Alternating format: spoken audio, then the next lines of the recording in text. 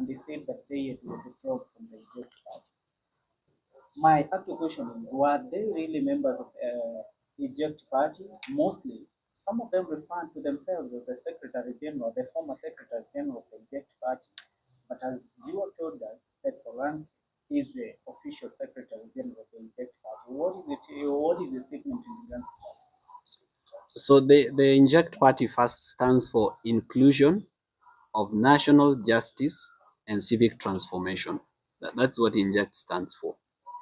Now, Inject Party is a party that was born by the Kenyan people. It's not really our thing. It is something that came from Kenyans. We are only privileged to serve Kenyans. Now, since we started the process of registration of a party to where we've reached today, we've had only one interim secretary general. We've never had two or three. And the interim secretary general has always been Solonka Pareno. So anybody out there purporting, claiming, or otherwise saying that they were or could be or should have been the secretary general, that is not true. However, he holds that position on an interim basis, because when you're registering a political party, you need interim officials before the actual officials can be elected at the National Delegates Conference. So when we finally have the National Delegates Conference, the officials of the party will be elected to replace the interim officials. And the interim officials, if they want to run for that position, they'll run and get the true mandate of the people. As at now, he is the one who holds that office and continues to run that function. With regards to people holding a press conference to say they were members and they've left, what we can say is that first, we saw it. We were also disturbed as you were, and we were worried as you were. Some of the people we saw there, we've never met them. We don't know them. We are meeting them for the first time. However, there are some that we know that have been here maybe once or twice. They've come and participated in a meeting or two. And the main point of departure between our value system and their value system is that they expected that at Inject Party they would be paid heavy salaries for roles within the party. But what we are communicating today is that the work we do here is voluntary. Whatever we receive from Kenyans is only enough for fuel and security. Sometimes we go into our own pockets to pay our own accommodation when we go for Vampire Diaries. We go into our own, personally, I've gone into my own pocket to even finance purchase of some furnitures, to pay even some workers. So it's just not sufficient to make everybody as comfortable as they want to be.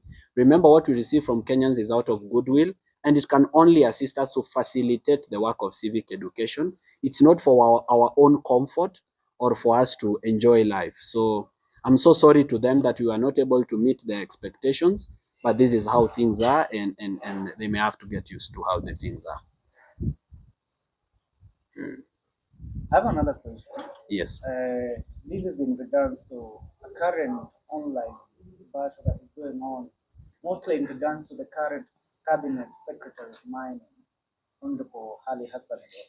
He has taken it personal with mostly leaders or young people who take time to criticize the government on social media, and he has labeled himself as the defender of the president of the Republic of Kenya. What is your take on that? And mostly he says that the young people that are attacking the government uses free Wi-Fi offered to them by the government. Well, I don't know where the cabinet secretary, Honorable Hassan Joho, gets the time to even insult Kenyans on social media, because those Kenyans who are on social media, if he says that they are idle because leaders like him who are corrupt have made it impossible for those young people to get opportunities, so they have a lot of time to be on social media. Secondly, I don't think that his level of education and intellect is one that would want to argue with. Okay, we are definitely more informed than he is, so we'd like him to attend classes so that we just educate him a little bit about our country. For example, I can educate him that there is 8.7 trillion worth of niobium at Mrima Hill in Lungalunga constituency in Kwale County that he needs to safeguard. There is money that is supposed to be remitted to the Kenyan government by Base Titanium, which has been doing mining operations in Kwale County and is winding up its operations this year. There is gold in Transmara constituency. There is even gold in Western Province. There is oil in Turkana. I believe his plate is full. Where he gets the time to do this kind of things is what I do not know. I believe he has a lot in terms of safeguarding our natural resources and not participating in corruption or in online social media skits with young people who are unemployed because of corrupt leaders like himself. So it will be unworthy of the Inject Party to engage with Ali Hassan Joho. We are a national party. Him is only a kingpin of some area in the coast of people, actually, few people who believe in him. So we believe that even if we went to an election with Ali Hassan Joho, he would not garner a quarter of what we would garner in that election. So in this interview, it's completely worthless to have him as a conversation. He is just in the cabinet because he belonged to ODM and ODM was bought into the coalition government. If ODM was not bought into the coalition government, he would probably be still. Welcome back, ladies and gentlemen. In today's video, we're going to focus on what Inject Party members and Morara Kebaso came out to say. First of all, when they were asked about the members who had a press and saying that they were members of the Inject Party and later decided to walk out, Morara Kebaso now claims that some of them were allegedly and were purporting to be members were never seen in the party. Also, some few of them, we have always seen them while doing the Vampire Diaries and always being part of the party.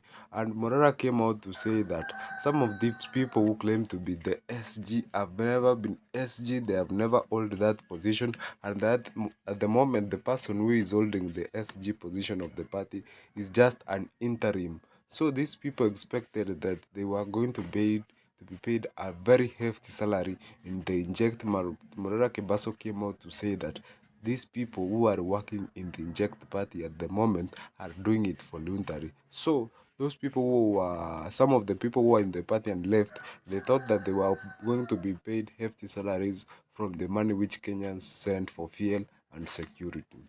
Also, Morara didn't keep quiet there. He also came out to talk about the Governor Hassan Ali Joho of Mombasa.